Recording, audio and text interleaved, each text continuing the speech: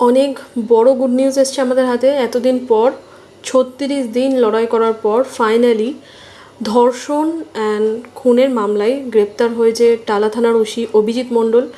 আর এতদিন আর্থিক দুর্নীতির জন্য গ্রেপ্তার হয়েছিলেন সন্দীপ ঘোষ, বাট ওনাকেও এখন খবরে দেখাচ্ছে যে ধর্ষণ আর খুনের মামলার জন্য সন্দীপ ঘোষকে আবার সিবিআই অ্যারেস্ট করেছেন। This is a very very good news for us.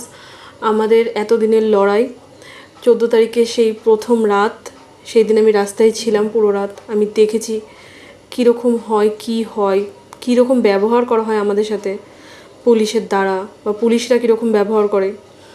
সমস্ত কিছু এত দিনের এত সংঘর্ষ, হয়তো এটা আমাদের প্রথম সিঁড়ি। এরপরে আস্তে আস্তে আমরা সবাইকে পাবো, সেই সবকটা নাম পাবো যাদের আমরা চাই যে ফাঁসি হোক, যারা যথাযোগ্য শাস্তি পাক। থ্যাংক ইউ সিবিআই যে এত ভালো ইনভেস্টিগেশন করেছে, যে কিছু তো পেয়েছে, কিছু তো দিয়েছে আমাদের সাথে, আমাদেরকে কোনো নাম তো দিয়েছে। তো শুরু হলো আমাদের এখান থেকেই অ্যারেস্ট ওসি, টালা থানার ওসি অভিজিৎ মণ্ডল আর সন্দীপ ঘোষ।